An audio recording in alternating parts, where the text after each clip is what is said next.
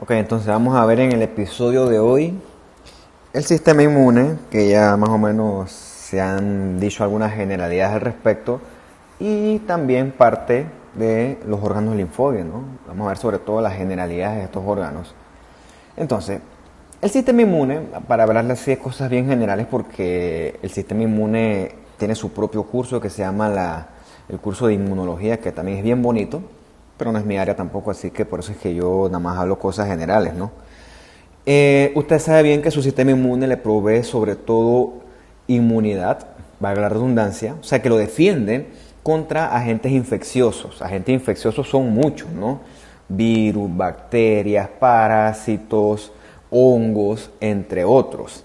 El sistema inmune actúa gracias a nuestros amigos los leucocitos, leuco de blancocito de células, o los glóbulos blancos, que se encuentran circulando en todo el torrente sanguíneo y en los órganos linfoides, que son los que usted encuentra esquematizados aquí a mi derecha, ¿no?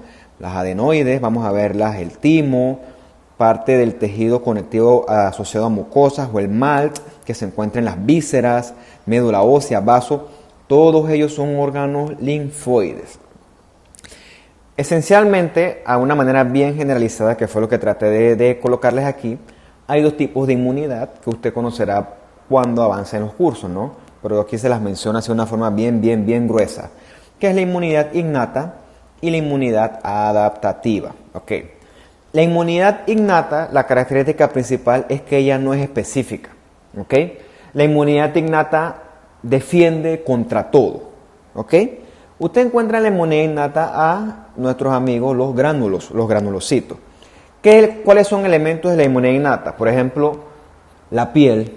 La piel que lo defiende usted es un ejemplo clásico de barrera física, que forma parte de su inmunidad innata, porque no reconoce y lo defiende contra todo, ¿no?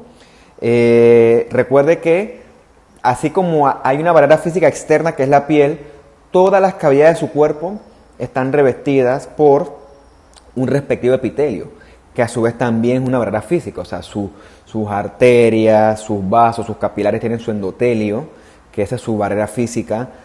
Tienes tu epitelio en todo tu tracto gastrointestinal, tracto urogenital, tracto respiratorio, todo eso está revestido de una barrera física. Principalmente tú vas a encontrar en la inmunidad innata al neutrófilo, que el neutrófilo es llamado a la batalla frente a lo que sea. Él va y destruye, o sea, y él no conoce a la bacteria, él nada más la targetea y ¡pucutu! Destrucción. Encuentras algunos leucocitos con los TCR, que son los Toll-like receptors, y las NK. Las NK también son las natural killers, que son linfocitos que también destruyen. Los NK son parecidos a los neutrófilos en el sentido que destruyen lo que sea que detecten como extraño. La diferencia es que la NK destruye también células. ¿Okay? El neutrófilo destruye bacterias, la NK también tiene un efecto, por eso se llaman citotóxico. ¿Okay? Por eso que destruye también células. Sobre todo también tiene un papel importante en la destrucción de células tumorales. Pero bueno, eso yo no voy a entrar en detalle cómo ocurre eso, porque eso es materia de otro curso, ¿no? Esencialmente tú tienes acá arriba tu barrera física, que es el epitelio que más te guste. Por el epitelio, las bacterias buscan la manera de colarse, tienen su mecanismo también de evadir este tipo de barrera, se cuelan y entonces recuerda que la bacteria tiene en su superficie receptores. Estos receptores atraen en este caso los neutrófilos, y los neutrófilos a su vez atraen más neutrófilos, ¿no? Por el proceso que usted conoce que se llama la quimiotaxis, ¿no? Estas bacterias también activan ciertas citoquinas, por ejemplo del endotelio, activan a los macrófagos que también liberan citoquina, y al final cuando entra una bacteria a su organismo se forma como una especie de alarma que llama entonces a la primera línea de defensa, la llama a destruir. Hablando en caso general, así gruesamente, de las bacterias. Diferente es la inmunidad adaptativa, que es contra organismos ya específicos, ¿no? Para que se dé una inmunidad adaptativa tiene que haber un reconocimiento del agresor, en este caso del antígeno. Y esto ocurre por células presentadoras de antígeno. O sea, la célula presentadora de antígeno viene y es como un retén, la célula presentadora de antígeno. Capta al organismo que está o al agente agresor, lo capta y entonces llama al linfocito para que venga el linfocito a decidir qué hace con ese agresor. Para esto se requieren células de memoria que en esencia forma la base de las vacunas. Entonces, ¿sabe? Cuando usted le ponen una vacuna, por ejemplo del sarampión, a usted le están inyectando son virus atenuados que sus células presentadoras de antígenos reconocen, van al ganglio linfático, se lo presentan al linfocito B y él comienza a adquirir esta información de este virus atenuado y comienza a recombinar dentro de él y comienza a crear anticuerpos contra este virus que ya es conocido. De manera que cuando usted se enfrenta de nuevo a un sarampión salvaje, ya usted tiene anticuerpos específicos contra él y ya usted ni siquiera se da cuenta que lo adquirió. O sea, porque de una vez sus anticuerpos circulando en sangre, ¡pum!, van y lo destruyen. Eso forma, así de forma gruesa, cómo funcionan las vacunas. Entonces tú encuentras esto en muchas partes, ¿no? Están distribuidas en todo tu cuerpo. Por ejemplo, te comparas la inmunidad innata, es destrucción inmediata, en horas.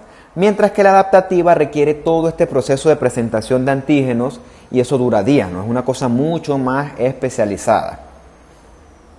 Entonces, las citoquinas participan en la inmunidad y las citoquinas son sustancias vistas así de forma general que comunican células de la respuesta inmune. En este sentido, pueden llamar más células de la respuesta inmune, en este caso serían proinflamatorias, o pueden no llamar, en este caso serían antiinflamatorias, ¿no? Hay muchas citoquinas, hay un montón que usted verá cuando es su curso de inmunología como tal y de repente algo de patología, ¿no? Ya usted conoce la vía paracrina, o sea, esto es como una cuestión que actúa de forma local. Usted encuentra citoquinas en los dos tipos de inmunidad que ya hemos visto. Y, por ejemplo, la quimiotaxis del neutrófilo hacia las bacterias está dada por citoquinas. Por ejemplo, cuando ocurre un sitio de batalla porque hay un germen agresor, el reclutamiento de más leucocitos gracias al aumento de mitosis está mediado por citoquinas. O sea, usted tiene también las interleucinas, que son un montón, que ahora es la IL-6 la que está involucrada con el COVID. Estas interleucinas, dependiendo cuál sea, estimulan o suprimen la actividad de linfocitos, o sea que son anti o proinflamatorias. Y también van a activar los macrófagos y los neutrófilos para que su actividad fagocítica aumente. O le indican a él que ya su trabajo está listo y le indican que él debe morir, en este caso por apoptosis. Bien, eso son formas generales, ya usted verá después eso con mucho más detalle. Es para que más o menos se haga el panorama de lo que nosotros vamos a tratar el día de hoy. Entonces, tenemos entonces que los linfocitos, usted ya sabe, ¿no? Existen dos principales tipos. El linfocito T del timo y el linfocito B de la bone marrow o de la médula ósea. Los linfocitos se originan y al principio ellos son ingenuos o son naíves y ellos tienen que ser entrenados en otros órganos linfoides. Algunos son entrenados en el timo y otros son entrenados en los así llamados órganos linfoides secundarios. ¿Cuáles son estos órganos linfoides secundarios? Pues los ganglios linfáticos, el vaso y el MALT, que es el Mucous Associated Lymphoid Tissue, tejido linfóide de mucosa, que está aquí en chocolate. Son estos sitios donde los linfocitos van a terminar de ser entrenados. ¿Okay? Eso lo vamos a ver a lo largo de la clase. Entonces este es el esquema del libro. Dibuja en un diagrama bastante colorido todos los órganos linfoides donde los linfocitos pasan a ser entrenados. Ok, vamos a ver entonces primero células y después órganos. Bien, la primera célula o la más importante, bueno, no la más importante porque aquí todas son importantes, pero donde todo comienza es la célula presentadora de antígenos, que yo se las voy a resumir como CPA, en inglés se llama APC, Antigen Presenting o Presenting Cell. Ok. Las CPA pertenecen a algo que ya conocemos nosotros, que es el sistema mononuclear fagocítico. Ahí encontramos a los macrófagos que también tienen función tanto de devorar por fagocitosis como de presentar antígenos. Y encontramos un tipo distinto de célula que es la célula dendrítica. Dendrítica porque ella es como si fuera un pulpo. Tiene muchos procesos que son las dendritas que captan antígenos, los incorporan y posteriormente son presentados a la respectiva célula efectora. ¿Cómo ocurre esto? Bueno, la célula presentadora de antígeno encuentra algo extraño. Mira, un antígeno no necesariamente es una bacteria. Un antígeno es cualquier cosa extraña. Ejemplo, un hilo de sutura. Un hilo de sutura es reconocido como un antígeno. Bueno, está lo que sea que es extraño, que es un antígeno, llega a la célula presentadora de antígeno y extiende sus patitas o sus tentáculos o sus dendritas hacia lo extraño y comienza a incorporar material de esta cosa extraña a través de la endocitosis, ¿no? Ya usted conoce la endocitosis. Y entonces comienza a expresar moléculas dentro de su citoplasma que le van a permitir presentar eso que ella está sintetizando. Un ejemplo de cómo funciona esto. Es como si usted le cuentan un bochinche, ¿no? Usted se está enterando del bochinche, usted comienza a analizar el bochinche y usted, como es bien sagaz, usted sabe que usted no puede contar todo. O sea, usted comienza a analizar el bochinche y cuando lo transmite, ya el bochinche está digerido o está resumido. Qué ejemplo más gallo. Pero más o menos es como funciona la célula presentadora de antígeno. Ella va, se pega a lo extraño, lo incorpora y trata de, por un proceso de recombinación, a través de muchas proteínas que le sirven para sintetizar eso extraño que ya detectó para poder después presentarlo. Ok. Hay muchas células presentadoras de antígeno. La más clásica es la dendrítica y encontraremos otras, ¿no?, a lo largo de esta clase. En este esquema tienes la dendrítica que está presentada por esta azul.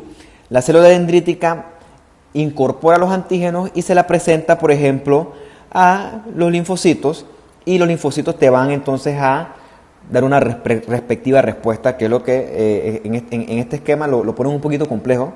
No vamos a entrar en detalles de eso porque, por ejemplo, te dicen que los natural killers te detectan son proteínas virales, es cierto.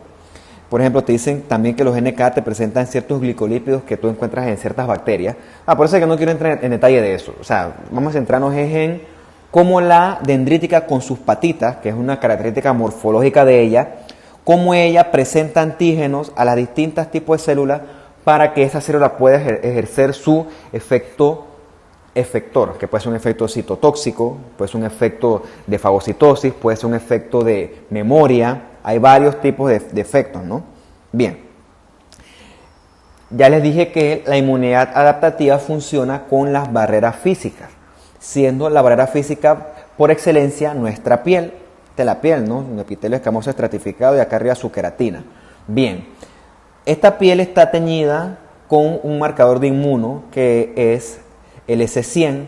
El S100 te va a teñir estas células dendríticas que tú encuentras dentro del estrato espinoso, que son las células de Langerhans. Las células de Langerhans son las células presentadoras de antígeno de la piel, que son un tipo de célula dendrítica, pero que tú no puedes ver normalmente por tinción de H&E y que necesitas verlas por métodos de inmunohistoquímica que te contrasten y te resalten este tipo de células.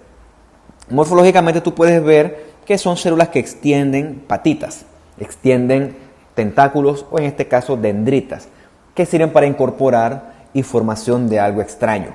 O sea, tú tienes tu piel, en tu piel hay bacterias normalmente que no te hacen daño porque ya están conocidas y reconocidas por tu sistema. Entonces esta célula dendrítica detecta algo extraño, lo capta con sus tentáculos y entonces se lo presenta al linfocito T. De eso hablamos más a detalle después, ¿no? Y el linfocito T toma una decisión. Pueden haber varios tipos de decisiones, ¿no? Tú encuentras dendríticas en todos los lugares que tienen contacto con el medio externo, sobre todo la piel, que ya se las dije, las fosas nasales, que es donde usted capta todo de tu vía respiratoria, es como la puerta de inicio, pulmones y también el tracto gastrointestinal, siendo ahí la célula M, por excelencia, ¿no?, que la vamos a ver más adelante, ¿no? Si la dendrítica detecta algo extraño, como ella va detectando de todo, ¿no?, pero cuando detecta algo extraño y potencialmente dañino, ella te tiene que llevarse su material a el ganglio linfático. Entonces, en el ganglio linfático, ella le presenta este material extraño a el conjunto de linfocitos y entonces ahí es que se desencadena una decisión de que si se van a formar o no anticuerpos contra ese material extraño. Eso ocurre en el ganglio que vamos a conocer más adelante. Bien, el linfocito ya usted lo conoce bastante bien, vamos a hablar nuevamente de él, ¿no? Él es el efector principal de la inmunidad adaptativa, ¿ok? Los B sobre todo se localizan en la médula ósea roja, que ya la conocemos, y los linfocitos al principio son ingenuos, creo que ya se los dije, y ellos son entrenados ya sea en órganos linfoides primarios o los órganos linfoides secundarios. Vamos a hablar un poquito de los primarios, ¿no? El linfocito B se queda en la médula ósea, que es un órgano linfoide primario, mientras que el linfocito T va a entrenarse al timo, que es un órgano linfoide primario que yo me acuerdo que mi profesor de histología, que es el profesor Mosquera, que me lo encontré el semestre pasado ahí, él decía que el timo era una especie de escuelita para linfocitos T. Y me gusta el ejemplo, ¿no? Es como una academia donde los linfocitos T ingenuos van a aprender su trabajo de linfocito T, que es bien variado. Bueno, es una de las primeras escuelas. Ya después, cuando ellos adquieren funciones más especializadas, tienen que viajar a las estaciones secundarias. Es como si fuera el órgano linfoide primario, es como la escuelita, y los secundarios son como la universidad, o sea, donde él realmente se especializa. Entonces, él se divide de que, bueno, él va a ser uno de ganglio linfático, va a ser uno de gastrointestinal, va a ser uno de vaso, etc. Eso lo vamos a ver más adelante. Entonces, el timo, si tú haces una disección, el timo se encuentra debajo del esternón. El timo se encuentra en un lugar que se llama el mediastino, que el mediastino es un espacio que contiene varias estructuras. Contiene los vasos grandes, contiene el corazón, contiene también el timo. El timo por lo general se representa amarillo porque cuando uno va envejeciendo, por lo general se llena de pura grasa. Por eso es que se ve así amarillo. Y en los adultos, sobre todo después de la pubertad, ya el timo ha involucionado bastante. El timo es prominente sobre todo en los bebés y en los niños pequeños, que son los que están desarrollando cada vez más inmunidad. Porque ya nosotros grandes, que ya tenemos la inmunidad casi desarrollada, no es tan importante que tengamos un timo así tan prominente, ¿no? Por ejemplo, ellos se ven, cuando tú haces las autopsias y las disecciones, es en bebés que se ve un timo así bien grande. Creo que en la clase de circulatorio yo les puse un bloque donde se ve bien el timo. Bien. En este cuadrito de acá yo solamente les resumo, el libro les resume cómo se distribuyen los linfocitos T y B en los distintos compartimientos. Entonces sería bueno que se leyeran esto, ¿no? Por ejemplo, en el timo, mire, 100% de linfocitos T. En la médula ósea, 90% de linfocitos B. Interesante, ganglio linfático, lymph nodes, 60T, 40B. Y en la sangre, 70T y 30B. Entonces yo le pregunto en el examen, ¿el linfocito predominante de la circulación sanguínea es el linfocito T? ¿Cierto o falso? Bueno, usted aquí que es cierto, ¿no? Entonces, para que usted se vaya haciendo una idea de la proporción de estos sujetos en la sangre. Bien, esto es un ganglio linfático. Es un ganglio linfático y cuando usted lo ve así desde arriba se caracteriza porque está todo basofílico, todo oscuro, todo negro, porque está lleno de linfocitos. Entonces, de acá arriba no se distingue qué es qué, es para que usted vea la arquitectura histológica de él, porque recuerde, si no se lo he mencionado, la arquitectura histológica se evalúa desde aumentos bajos. O sea, si tú bajas mucho, no vas a poder evaluar arquitectura histológica. Entonces, al momento que tú evalúas una laminilla, se comienza desde un aumento panorámico que te permita ver todo desde una perspectiva. Usted sabe muy bien que los tejidos linfoides, como son tejidos de alto recambio, ya sea de células, sustancias, etcétera, tiene que estar soportado por una red especial de tejido conectivo, que en este caso está representada por tejido conectivo reticular. Eso es fundamental. Que recuerde que es un tejido conectivo de sostén que hace como una función de colador. ¿Ok? Y como dice aquí, esto está lleno de linfocitos y otro tipo de células que vamos a conocer a lo largo de nuestra clase. Los ganglios son órganos linfoides secundarios en donde tú vas a encontrar una cápsula, ¿no? Esa cápsula va a estar representada en parte por tejido conectivo laxo, que es el que lo va a anclar a su respectivo sitio donde se encuentra, ¿no? Ya del linfocito hemos hablado sus características citológicas. Lo importante es que como él tiñe oscuro, el ganglio por lo general se ve así todo oscuro, ¿ok? Tiene un espacio subcapsular que vamos a ver más adelante, que ahí es donde llega la linfa y donde llegan los antígenos recopilados por la célula presentadora de antígenos, ¿no? Para que vean cómo se ve el linfocito así a grosso modo, desde arriba. Esta imagen les representa a ustedes, recuerden, que la red que soporta el ganglio y a los órganos hematopoyéticos es una red de fibras reticulares, que el colágeno que lo representa es el tipo 3. En esta red usted va a encontrar un fibroblasto especializado que le llaman la célula reticular, que es la que sirve para secretar y mantener este tipo de matriz extracelular especial. Se lo pongo de acá arriba porque es que si bajamos, son células que morfológicamente son indistinguibles de el fibroblasto como tal. Entonces no es muy sano preguntarles un examen porque se presta para mucha ambigüedad. Pero igual, este esquema te sirve para ver con esta tinción de plata la red de fibras reticulares que forma el tejido linfoide, que está llena de huecos porque permite un recambio alto de células linfoides, de sangre, de linfa. O sea, como son sitios de tráfico alto. Bien, vamos a hablar de los linfocitos, ¿no? Recuerden que estamos hablando de las células. Si tú me pones a mí un extendido de sangre periférica o el tejido que tú quieras, y me pones a mí un linfocito B, un T, un gamma delta, un helper, un citotóxico, un NK, pues adivinen qué. Morfológicamente todos esos que les he mencionado son indistinguibles, son idénticos. Por eso es que los linfocitos tienen que ser identificados por métodos de inmunohistoquímica, porque cada uno de esos amigos que les he mencionado tienen en su superficie un set específico de antígenos de superficie que se resaltan con este tipo de método. En el caso de los linfocitos se llaman los famosos CD o Cluster of Differentiation. Existe el CD45 que te va a marcar todos. Por eso es que también se le llama antígeno leucocitario común. O sea que todo lo que es B, T, es más, como dice leucocitario, también te marca granulocitos, neutrófilos, eosinófilos, te marca linfoide. ¿Okay? Eso como tú tienes una neoplasia probablemente diferenciada y tú sospechas algo linfoide o algo tipo leucocito, tú le mandas un 45 y si es positivo, bueno, eso es linfoide. Después viene a subdividirlo qué linfoide es, así como se usa el inmuno. El CD20 es el que te marca los linfocitos B. De hecho, el CD20, los linfocitos B tienen una terapia target, ¿no? Que usted conocerá cuando dé la clase de hemato. Las neoplasias CD20 responden muy bien al rituximab, que es un... No me entro en detalle con eso. Y los linfocitos T, por lo general, te marcan el CD3, ¿ok? De forma general. Ya cuando se subdividen en los distintos linfocitos B, te dan otros marcadores. Entonces, préstenle cuidado a esto, ¿no? Los linfocitos ingenuos o naive en el recién nacido aún no expresan nada de esto, ¿no? Por eso es que tienen que ir a las respectivas escuelitas a aprender, siendo las escuelitas la médula para los B de forma general y el timo para los T. Por eso es que ellos no saben reconocer todavía antígenos, ¿no? Tienen que ser entrenados en su respectiva escuelita. Cuando pasan la escuela primaria y secundaria, que es como lo más fácil, tienen que ir entonces a la universidad, que son los órganos linfoides secundarios, que ahí es donde la dificultad aumenta y vienen las presentadoras de antígenos a ponerles tareas difíciles. Ahí es donde son expuestos realmente antígenos y donde sufren un cambio conformacional, depende de cuál sea su destino.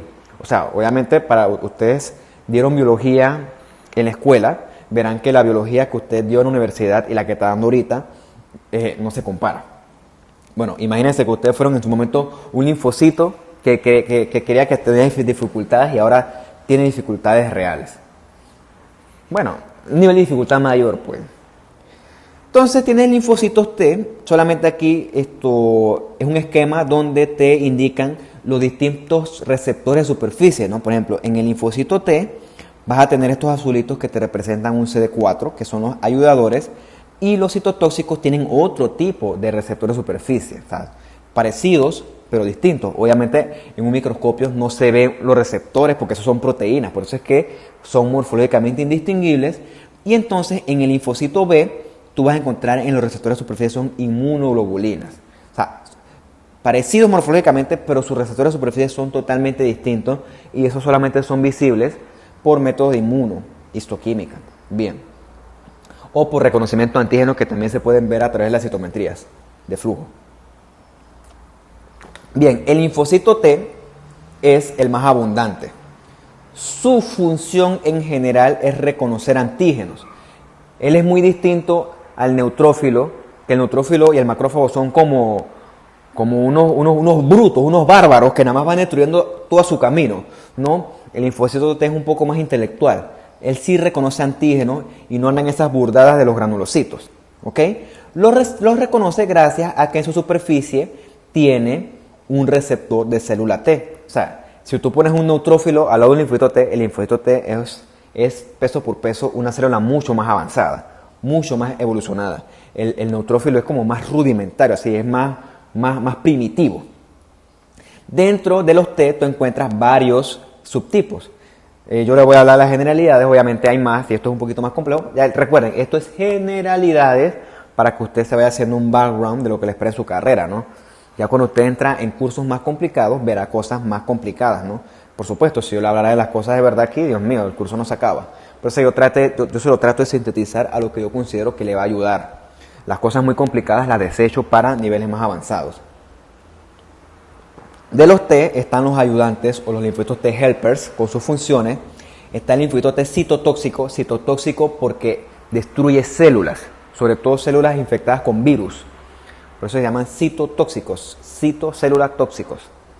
Es diferente a la bacteria que destruye son bacterias. Las bacterias no son citotóxicas, los neutrófilos no son citotóxicos. Los neutrófilos son fagocitadores de bacterias y de otras sustancias, pero no comen células como tal. Están los reguladores, que son los que te permiten que tu respeto inmune no se vaya de los cabales. Y están otros gamma delta, que son los que se encuentran en los epitelios. Vamos a ver básicamente esos. Te imaginas la imagen anterior, ¿no? Para demostrarles los distintos tipos de receptores de superficie que le dan a cada linfocito T su respectiva función específica. El primero que vamos a ver es el linfocito T ayudante. En inglés es un linfocito T helper. A veces yo le digo ayudador. Creo que ayudante suena más elegante. El antígeno de superficie que expresa él es el CD4. O sea, tú le haces un inmuno acá a CD4 y todo esto que tú encuentras acá alrededor de los folículos linfoides, que vamos a conocer cuando vemos la parte del ganglio, todo lo que rodea al ganglio son linfocitos T ayudantes. Y eso tiene sentido. Vamos a verlo después. Recuerden, el T ayudante es CD4. ¿Cuál es la función del T ayudante? Bueno, él produce citoquinas que promueven la diferenciación del linfocito B a plasmocito. Eso quiere decir que sin el aporte del T, el linfocito B no progresa a plasmocito. O sea, el linfocito B necesita la orientación del T. Por eso es que le llaman T ayudante o T colaborador. O sea, él es como el puente, él es como el enlace. O sea, sin el enlace no hay inmunidad especializada como tal. Tiene otras funciones, ¿no? También ayuda a activar el macrófago para que el macrófago se convierta en activo, aumente de tamaño, que eso ya lo vimos en la clase del tejido conectivo, si no me equivoco, para que él pueda entonces comenzar a fagocitar y a comer todo lo que se encuentre.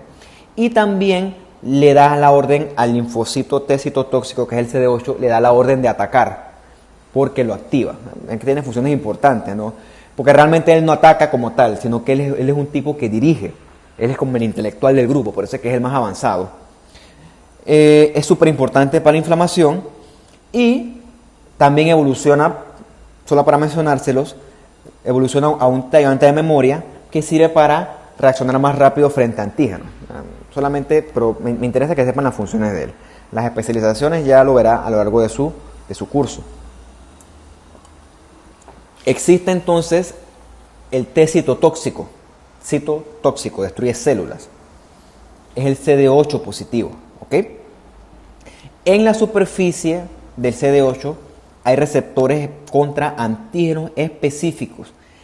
Y recuerden que lo importante es que el CD8 mata células defectuosas, que pueden ser células con cambios neoplásicos que acumulan mutaciones o errores durante el ciclo celular, que ya ustedes lo conocen bien. De hecho, todos tuvieron bastante bien la parte de la mitosis en la cebolla en el taller, los felicito.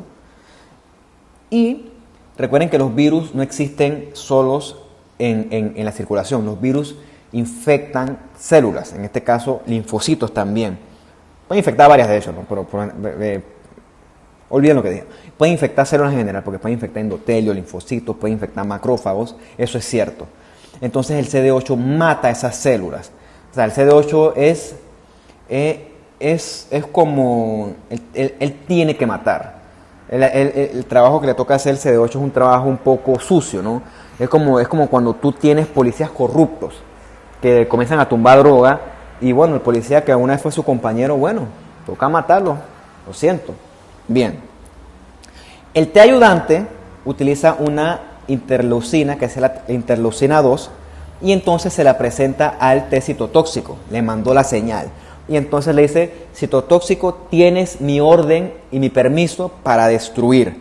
Entonces el citotóxico comienza a activarse y a proliferarse. También le llaman una célula T killer, asesina, porque él agarra, imagínate que tiene como una lanza, ¿no? Y se pega a las células esas malvadas y comienza a liberar la perforina, que forma parte de la perforina es una proteína citotóxica que destruye membrana celular, por eso que forma parte del MAC o del complejo de ataque de membrana, Membrane Attack Complex, y las granzimas, que hacen que, imagínate que toda la membrana celular de esa célula infectada o preneoplásica se destruye, o sea, el tipo destruye la célula infectada. O sea que esto es una inmunidad mediada por células, esto es importante. Entonces, en el esquema más o menos, tienes el té citotóxico, tiene que venir entonces el T helper, gracias a la IL-2, a darle la orden, y cuando le da la orden, el té citotóxico dice, bueno, ya me dieron el go, así que agarra su lanza, ¡chum!, le mete una puñalada a la célula esta que está infectada por virus, por ejemplo el coilocito. El coilocito, que es una célula que demuestra cambios citopáticos allá en el cervix gracias al VPH. Bueno, el citotóxico viene y dice, lo siento, coilocito, que antes era una célula epitelial, una célula escamosa, estás infectada por virus. Somos amigos, pero estás infectada y ya el T me dio la orden, vas a morir. Le meto un lanzazo y entonces esto comienza a liberar sus perforinas y granzimas y la pobre escamosa coilocita pues muere. Entonces por eso es que la terapia parte de la terapia para los coilocitos, hablando de ellos, consiste en la potenciación del sistema inmune, ¿no? Por eso es que se da una droga que se llama ay, se me fue el nombre, es un Sumab, perdón, el Imiquimod, que es un potenciador del sistema inmune, que lo que te hace es que te potencia el acto de los citotóxicos, y entonces estos citotóxicos estimulan que proliferen, y entonces ellos van al sitio de batalla a destruir todos estos coilocitos. Y eso ocurre con muchos, sobre todo con los virus. Los virus son los que hacen eso, ¿no? Los virus infectan células y tiene que venir el citotóxico a destruir esas células. Comparte parte de esta función con la célula NK. La célula NK, el problema es que el T citotóxico requiere de la orden del T ayudante. La NK es un poco más rudimentaria, la NK es menos selectiva y va destruyendo lo que venga. ¿Okay? Entonces, en ese sentido, comparten una función similar. Yo no voy a hacer mucho énfasis en la NK porque la NK tiene su propia subdivisión que usted conocerá más a fondo cuando dé su clase de inmunología, su clase de medicina interna, etc., ¿no? Es que ven que me desvío, ¿no? Pero bueno, es que esto es bonito y por eso es que me gusta darlo. Están también los T reguladores, que también le llaman supresores. En su superficie expresan CD4 y CD25 y básicamente ellos sirven para regular una respuesta inmune excesiva, ¿ok? Eso se llama tolerancia inmune, porque hay veces que nuestra propia inmunidad nos ataca y nos produce daño. Eso lo vimos cuando veíamos la aplicación médica de la esclerosis múltiple, ¿no? Donde la microglía comienza a destruir los axones y eso le provoca al paciente con esclerosis múltiple una serie de manifestaciones. Bueno, en este caso los T reguladores le dicen, oye, bájenle que se están pasando y están produciendo mucho daño. Ellos son importantes en esa función. Esto se ve sobre todo en la parte de reumatología. Existen otro tipo de linfocitos T que son los gamma delta. Esto que usted ve aquí es un epitelio del intestino, cilíndrico simple, aquí caliciformes, aquí hay microbiosidades. Y dentro del epitelio existen linfocitos ahí, ¿no? Son los gamma delta, ¿no? Esos son linfocitos que se encuentran intraepiteliales, ya sea en su piel, o nuestra piel mejor dicho, y en las distintas mucosas que revisten. Como están dentro del epitelio se les llama pues intraepiteliales y ellos tienen una función de primera línea de defensa, ¿no? Contra organismos que atacan estas barreras. Me recuerda el gamma delta intraepitelial. Bien. ¿Para qué sirve más o menos esto, no? Usted conoce muy bien el SIDA. El SIDA es una enfermedad que tiene una fisiopatología bien complicada, así que eso yo se lo dejo para su clase de microbiología y cuando dé infecto en medicina interna. El SIDA tiene la función o la facilidad para atacar a nuestros linfocitos T helpers, a los ayudantes. Si tú matas al helper, el enlace se corta y entonces no puedes defenderte frente a microorganismos, que es lo que pasa en el SIDA. Al paciente de SIDA no lo mata el HIV, que es el virus de inmunodeficiencia humana. Lo mata es los microorganismos oportunistas que llegan ante él. O sea, por ejemplo, un paciente con SIDA no resiste un resfriado, no resiste una herida quirúrgica, no resiste cosas que nosotros normalmente que somos inmunocompetentes sí resistimos. No resiste una tuberculosis. ¿Qué más no resistiría él? No resiste un linfoma, por ejemplo. O sea, al paciente, a ellos les pega, todas estas cosas le pegan más duro, porque sus T ayudantes son afectados por el virus. Y entonces no existe ese enlace entre reconocimiento de antígenos y presentación. Y entonces la inmunidad se ve debilitada, sobre todo porque el T ayudante está fregado, ¿no? Entonces, el paciente no lo mata el SIDA, lo mata como su T ayudante está mermado, todos los oportunistas estos comienzan a hacer fiesta. Y entonces el paciente tiene infecciones a repetición y su evolución es torpe, ¿no? Llega un punto en el que su disminución de T ayudantes baja tanto que a él un simple resfriado se le complica una neumonía y probablemente muera. Es interesante, ¿no? Claro, por eso es que esto es difícil, ¿no? Se tiene que tener un montón de cosas de este retrovirus para entender cómo funciona esto. Yo nomás se lo menciono así a grosso modo. Bien, el linfocito B, ya usted lo conoce, es el papá o el precursor de la célula plasmática. Y los receptores de su superficie son estos palitos amarillos, esquemáticamente, representan inmunoglobulinas, que usted la conocerá también mejor en su curso de inmunología. Verá que aquí hay 5, ¿no? Pero dicen que tú encuentras hasta 150.000 receptores tipo inmunoglobulina en la superficie de él. Este tipo de inmunoglobulinas van a ligar antígenos. Estos antígenos tú los puedes encontrar libres o pueden estar unidos a agentes infecciosos también. Tienes este linfocito B que entonces detectó un antígeno, lo va a incorporar dentro de su citoplasma gracias a la endocitosis. Dentro de su citoplasma, el linfocito B tiene la maquinaria para analizar ese antígeno, procesarlo y reproducirlo y poder convertirlo en un antígeno presentable. ¿Ok? Esto ocurre sobre todo en los ganglios linfáticos y este análisis de antígenos son los que le ayudan a este linfocito B a poder sintetizar una cura, en este caso un anticuerpo. Y cuando ocurre esto, él se transforma en una célula plasmática. Más o menos así funciona el asunto. Claro, esto ocurre después de 1.000.000 de divisiones, ¿no? Recuerden que él es un tipo que también es bien inteligente. Eso no ocurre de la noche a la mañana. Nosotros tiene que sufrir una serie de cambios él para poder crear una cura, que en este caso está representada por un anticuerpo. Esto se lo voy a resumir. Tienes acá tu linfocito B, que es ingenuo, llega y se le presenta un antígeno, y entonces él trata de incorporar este antígeno, y cuando lo incorpora, él se ve favorecido por el apoyo del linfocito T, que le va a indicar, bueno, tienes dos opciones. Si lo haces bien, puedes transformarte en un linfocito B de memoria, y si lo haces mejor, puedes convertir ese antígeno que has incorporado en un anticuerpo y te vas a transformar entonces en una célula plasmática que tiene la función de reproducir estos anticuerpos, o sea, secreta anticuerpos.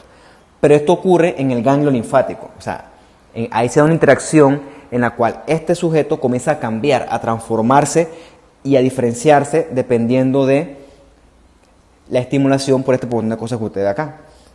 No trato de no hacer mucho énfasis en esto porque esto es mucho más complicado de lo que le estoy diciendo, ¿no? Bien, en el ganglio linfático también existen células presentadoras de antígenos. En este caso se llaman las células dendríticas foliculares. Imagínense que en el ganglio linfático la célula folicular lo que hace es que comienza a presentar antígenos y esos antígenos comienzan a llamar un montón de linfocitos B y llama tantos que literalmente se forma una bola de linfocitos B. Esa bola en determinado momento va a formar algo que se llama un folículo linfoide. Eso lo vamos a ver cuando veamos la arquitectura del ganglio linfático. En la superficie de esta célula dendrítica folicular va a haber un montón de estructuras importantes como complejos de antígeno anticuerpo. O sea, ella está activamente presentándole a estos linfocitos, mira, trae un antígeno. Y algunos sí van a captarla, otros no. Por eso es que en estos sitios hay mucho recambio y mucha apoptosis también. Porque los linfocitos B que fracasan en esta presentación de antígeno, pues tienen que morir, lamentablemente para ellos. Vas a encontrar también proteínas de complemento y algunas inmunoglobulinas, ¿no? Bien, esta célula dendrítica agarra y comienza a llamar este pocotón de linfocitos B. Ellos comienzan a empelotarse, como si fuera, empelotarse que forman una pelota, no es que se encueran ni se desnudan. Y en este sitio se forma como un debate, ¿no? Es como un sitio bullicioso aquí. Está la dendrítica, oye, tengo esto, y está el linfocito, lo quiero, el linfocito B, lo quiero. Entonces, se forma en este sitio un folículo linfoide primario, que es literalmente un agregado de linfocitos. Si ese folículo progresa y el negocio se cierra, se transforma en un folículo secundario, que es como la evolución del primario, que él tiene a su periferia linfocitos T ayudantes, que ya ustedes ven que tienen una función importante en todo esto, y en el centro tiene linfocitos B que se van a comenzar a transformar. ¿Ok? Esquemáticamente tienes acá tu dendrítica folicular con sus patas largas, sus dendritas, que ella comienza a llamar a un montón de linfocitos B para que comiencen a captar estos antígenos. Los que captan esos antígenos van a evolucionar y van a cambiar. Los que no pueden van a sufrir apoptosis. Una vez que esto pasa, ellos comienzan a evolucionar y a cambiar. Cuando esto pasa, ya ellos aumentan su nivel y entonces el folículo linfoide pasa a secundario y se va a acoplar a un anillo externo de células T que van a aportar a la evolución de estos linfocitos B para que se diferencien ya sea en células de memoria o en células tipo plasmocitos. Bien. Okay. En todo este sitio que usted ve bolas de linfocitos, en todos estos sitios de agregados linfoides hay células dendríticas que están activamente presentando antígenos. Entonces, cuando se presentan antígenos y estos son debidamente aprobados, estos antígenos van a hacer que los linfocitos B comiencen a cambiar y comiencen a evolucionar. Y entonces también comienza a evolucionar el folículo linfoide, que pasa de ser un folículo rudimentario primario a estas bolas reales, ¿no? Que tienen un centro claro, que es el centro germinal, que es donde realmente está evolucionando el linfocito B. ¿Ok? Entonces ve aquí de este bajo aumento, o de aquí desde la periferia, tienes un fondo claro. En este fondo claro tienes células linfocitos B que tienen una actividad de síntesis importantísima. Por eso es que son claras, porque cambian su cromatina a una eucromatina. Por eso es que se ve claro. Y a la periferia hay linfocitos T que están favoreciendo este proceso. Se llama la célula del manto, la capa de la célula del manto, la que está a la periferia. Entonces, el centro claro es el centro germinal y la periferia es la zona del manto. ¿Okay? En todos estos sitios se está dando presentación activa de antígenos. Obviamente, cuando esto pasa, el ganglio también aumenta de tamaño. Por eso es que en la enfermedad infecciosa tú puedes tener ganglios aumentados de tamaño, porque en esos sitios se está presentando activamente antígeno y está proliferando activamente tu linfocito B. Bien, acá tienes a mayor aumento, tienes las bolas estas que son los folículos linfoides, son folículos linfoides secundarios, tienes un centro claro que es donde activamente los linfocitos están evolucionando, se llama el centro germinal, y a la periferia tienes linfocitos T que te están ayudando a favorecer este proceso. Esta periferia oscura se llama la zona del manto, versus un folículo linfoide primario que nada más son linfocitos donde se está presentando antígeno. Si la presentación de antígeno aquí es efectiva, esto evoluciona a todos estos que tienen un centro claro, que es el centro germinal.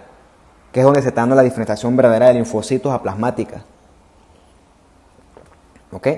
Ve que el ganglio también lo atraviesan bandas de tejido conectivo, eso se llaman las trabéculas, que a su vez están acompañadas por sus respectivos sinusoides que transportan linfa. Bien, el folículo linfoide secundario, ya se los he dicho, ven que tiene un centro claro. En ese centro claro, el linfocito B que usted conocía con su núcleo bien condensado de heterocromatina está cambiando y se convierte en una célula con una actividad transcripcional y de síntesis importante. Por lo tanto, su núcleo cambia a eucromatina. Por eso es que se ve claro, ¿ok? El centro germinal es más claro. Cuando el linfocito B incorpora el antígeno que le ha presentado la célula dendrítica folicular y es compatible con él, él cambia y se convierte en una célula grande que se llama el centroblasto. El centroblasto está activamente reconociendo ese antígeno y tratando de sintetizar lo que él está captando. Por eso es que es grande y es tipo así blasto, ¿no? Centroblasto. Entonces él comienza a agarrar ese material y comienza a captarlo, sintetizarlo, analizarlo. Es como una computadora él. Bien. Esto crece muy rápido porque ellos comienzan a evolucionar bien rápido, los centroblastos estos. Entonces hay ciertos linfocitos que no llevan el ritmo y entonces son empujados hacia afuera, donde junto a algunos T forman la zona oscura, que es la del manto, que ya les he mencionado, ¿no? Zona del manto que tiene más oscuro. Esto es característica de un folículo linfoide con centro germinal. O sea, cuando tú ves esto es porque hay presentación activa de antígenos, y además está decirlo que los centroblastos que fracasan tienen que sufrir apoptosis y son fagocitados por macrófagos. Bien. Entonces, en el centro germinal o en el folículo linfoide secundario, tú encuentras un centro claro donde vas a encontrar centroblastos, que algunos libros le llaman linfoblastos. Vas a encontrar macrófagos que van a comerse los restos de los centroblastos que fracasan. Vas a encontrar las células dendríticas foliculares, que son las que están presentando antígeno activamente.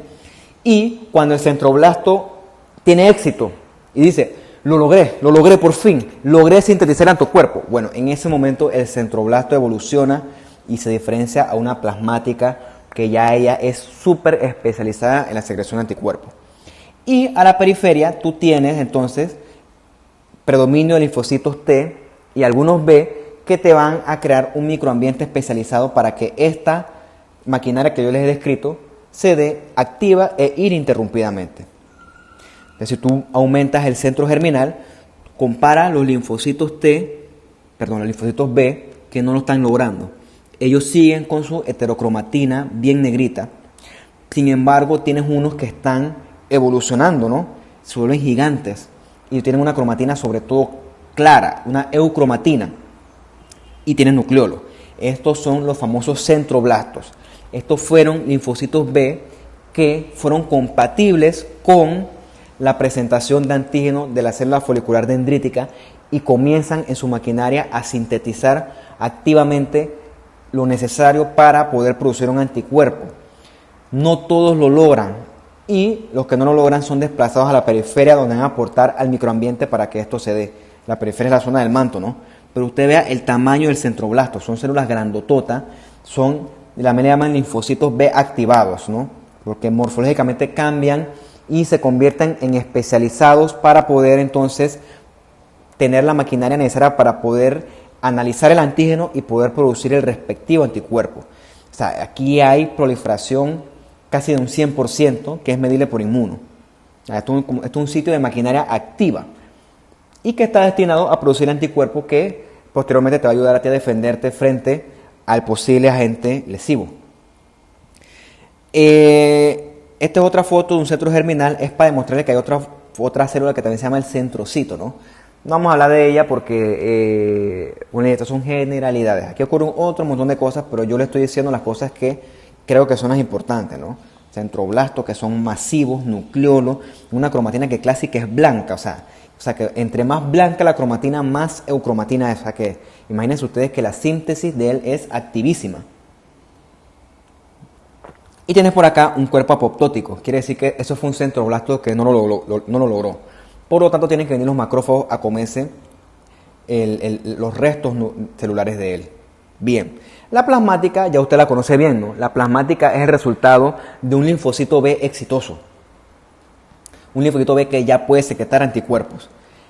Y ya ellos tienen la maquinaria para reconocer el antígeno y ya saben de que, estos son como unos SWATs, ya estos tipos son hiper especializados. Ya yo dije, mira, ve, ya este tipo yo lo conozco. Tú vas a ver cómo él cae en la trampa. Ellos ven como desde la periferia, ven los antígenos circulando. Y yo dije, mira lo que voy a hacer. Secreta un anticuerpo y el anticuerpo lo destruye. Y literalmente él ni sudó. O sea, ya ellos están especializados en esto, ¿no? Y recuerden que para cada antígeno hay un anticuerpo específico. O sea que nosotros tenemos millones de anticuerpos específicos. O sea, para que ustedes vean lo especializado que es esto. Hay inclusive anticuerpos circulando en sangre libre. O sea, que ya no requieren presentación. Eso es normal y por eso se dice que, como esto no requiere ningún tipo de automatización, se dice que estos anticuerpos también forman parte de la inmunidad humoral o de la inmunidad innata también. Entonces usted lo repasará cuando vea su clase de inmuno, ¿no? De plasmocito, para recordar, su cromatina, perdón, su núcleo en la periferia, con su cromatina descrita históricamente como un vidrio de reloj, una célula grandotota, bastante citoplasma, comparado versus el linfocito que es pequeñito, y la sola clarita esta perinuclear que le llaman la zona de Golgi. Bien, sigamos. Vamos a hablar del timo y con el timo terminamos porque la clase esta es heavy, ¿no? Ya les dije, ¿no? El timo es el sitio donde el linfocito T es su primera escuelita. Como si fuera el prekinder, primaria y de repente hasta secundaria. Déjame tomar un poquito de agua para poder seguir hablando bien. Aprovechar que está fría.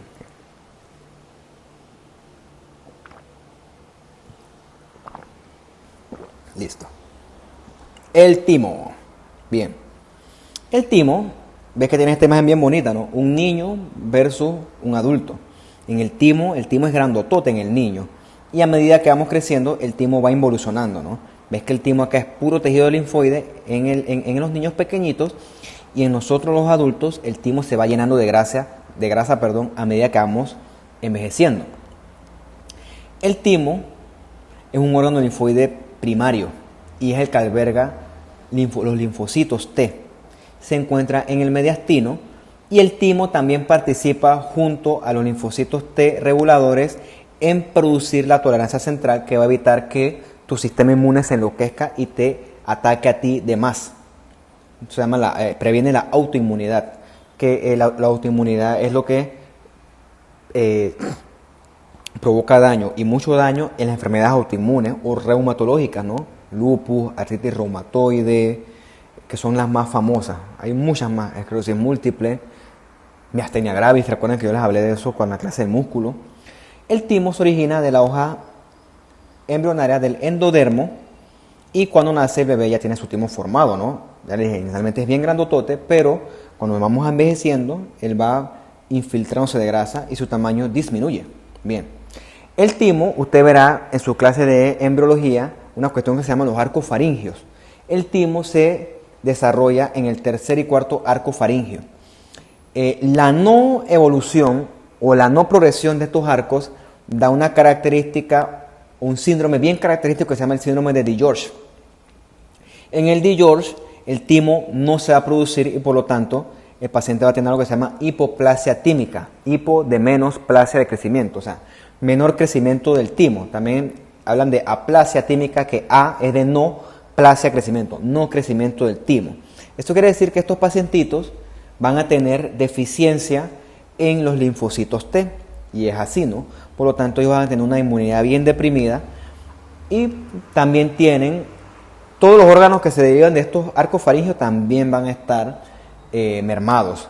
Por eso que el paciente va a tener esto que es cleft palate, que es el paladar hendido.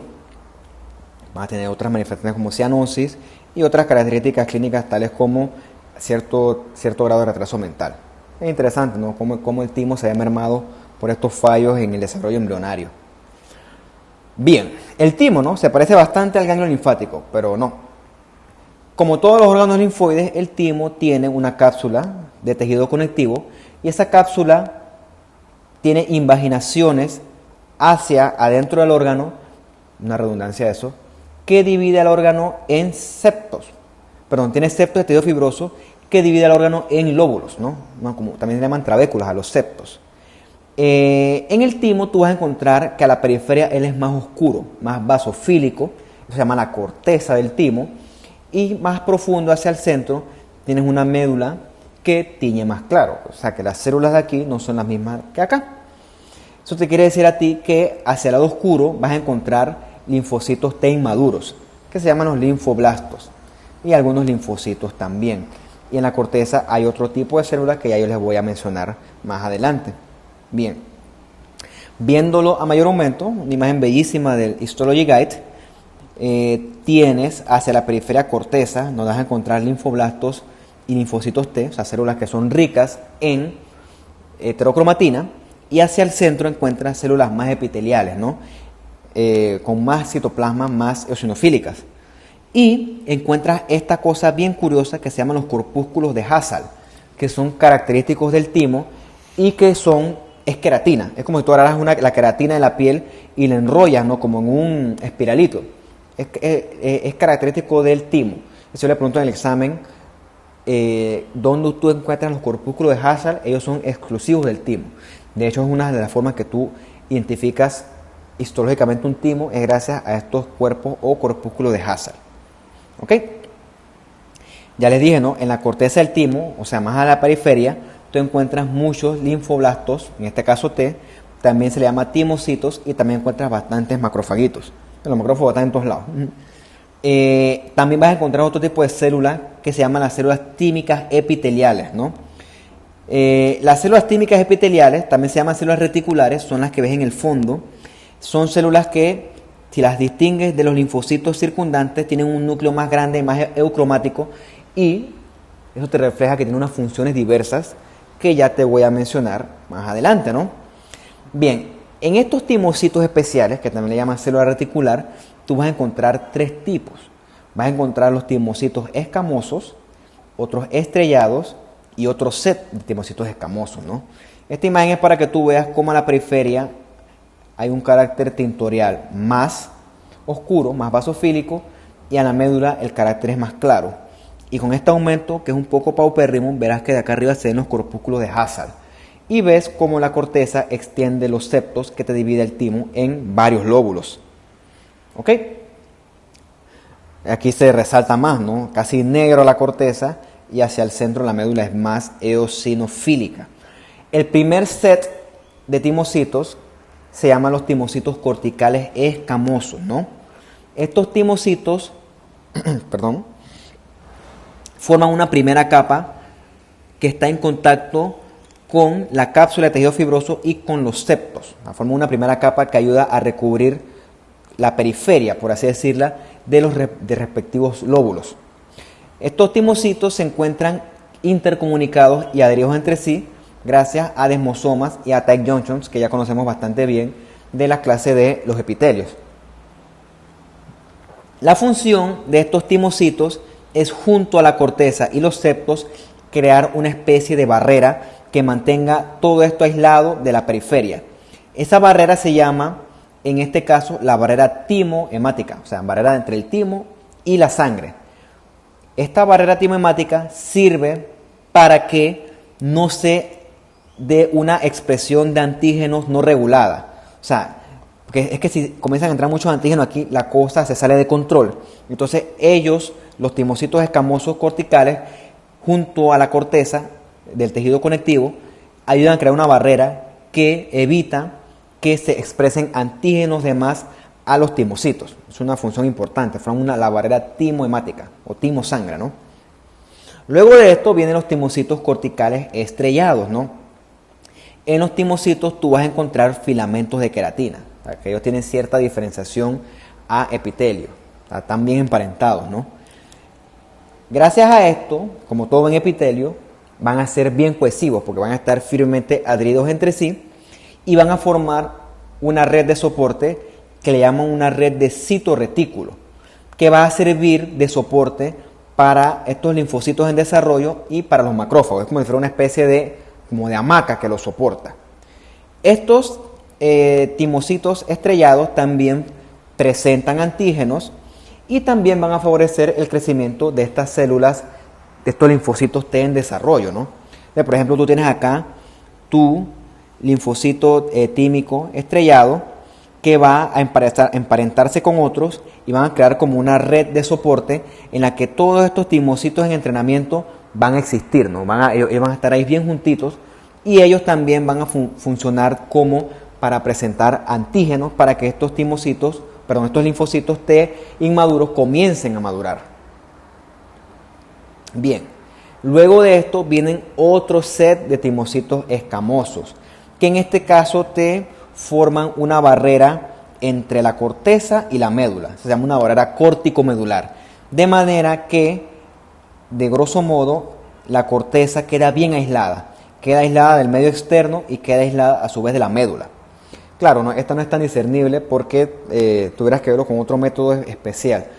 Pero sepan que estos timocitos corticales lo que hacen es dividirte el timo en compartimientos, cada uno con su función bien especializada, ¿no? Y nuevamente acá ves la médula con bellísimos, ¿no? Los corpúsculos de Hazard, bien bonito, es queratina. Bien, vamos a pasar entonces a la médula, ¿no? Que está debidamente aislada de la corteza gracias a la barrera timocortical. En la médula del timocito tú vas a encontrar otros tres tipos de timocitos, ¿no?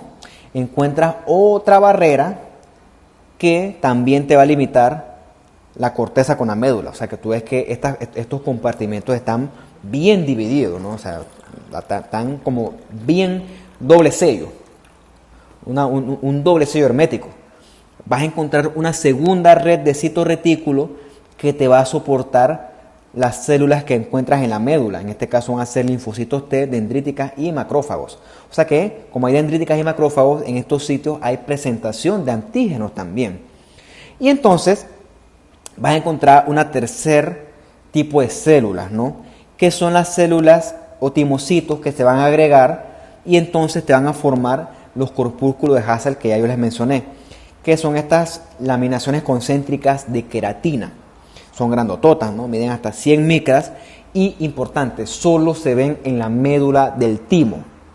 Eso es lo que yo quiero que se aprendan, ¿no? Porque son lo que te va a dar el ojo a ti para reconocer que esto es un timo y que, por ejemplo, no es un ganglio linfático o no es un vaso. El corpúsculo de Hazard va a secretar citoquinas, ¿no?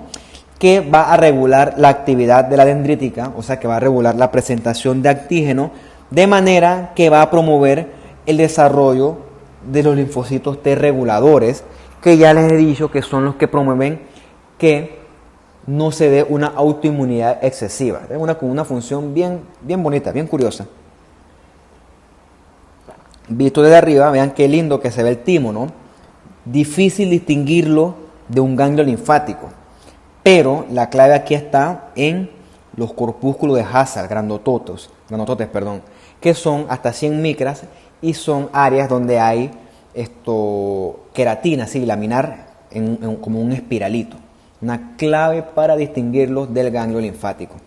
A más aumento, un poco oscura la foto, pero ves, no es como si tú agarraras, entonces vienen estos timocitos corticales y hacen como un espiralito de queratina. En este sitio se va a dar entonces la regulación de la dendrítica para que se pueda generar entonces los linfocitos T reguladores que van a evitar que haya una respuesta autoinmune excesiva. Eso se llama la tolerancia innata. Eso es importante, ¿no? O sea que aquí se crean son linfocitos T reguladores. Y entonces verás aquí, hay como un borde ficticio, negro, rosado. Aquí va a haber entonces las barreras córtico-medulares definidas por las células de la corteza y el aporte de células también de la médula. O sea, barreras herméticas que te separan estos dos compartimientos y que entonces también van a estar soportadas a su vez por sus respectivos citorretículos. Entonces ya van entendiendo o captando que esto tiene su función bien bonita y bien específica. Y por acá abajo las trabéculas o septos de tejido conectivo que penetran al órgano y te van a dividirlo en lóbulos funcionales. De nuevo acá, ¿no? Otro corpúsculo de Hazard, es como tú agarras la queratina y le haces un remolinito y recuerden que esto lo que va a funcionar es para regular a la célula dendrítica de manera que se genere un linfocito T regulador con una actividad bien bien importante, o sea, es importante, ¿no? Porque recuerden ustedes, de hecho, ahorita mismo los pacientes de COVID se están muriendo porque tienen una cuestión que se llama tormenta de citoquinas. Esa tormenta de citoquinas te crea una respuesta autoinmune desastrosa, que al final del día es lo que se está postulando que mata al paciente. Por eso es que los pacientes con lupus, con artritis reumatoide, que ya están con una inmunosupresión medicamentosa de base, curiosamente esos pacientes no se mueren. Se mueren son los pacientes inmunocompetentes, ¿no? Porque su propio cuerpo genera una respuesta violentísima contra el COVID, que es lo que al final lo termina matando. Por eso es que todo eso, lo que la hidroxicloroquina, el tocilizumab, todo eso son inmunomoduladores que lo que están es destinados a regular esa respuesta inmune tan violenta, que es lo que al final se ha propuesto que ahora te matan el COVID. O sea, ya no se habla de que de esa neumonía típica, no, eso ya es tema del pasado. Lo que te mata ahora es una respuesta inmune descontrolada. Y aquí participan nuestros amigos, los linfocitos T reguladores, que son entrenados por los timocitos medulares y también son aportados por los timocitos de la corteza, los corticales. Mira, ves aquí cómo se ven estos los que le decía que son las células reticulares, ¿no? Que tienen un núcleo más grande con más geocromatina. Me interesa aquí que se graben es el corpúsculo de Hassall. Muy bien, muchachos, vamos a dejarlo hasta ahí. Yo creo que ya he hablado bastante. Vamos por la mitad de la clase, ¿no? Esta clase es un poquito larga. Nos vemos en la próxima entonces. Chao.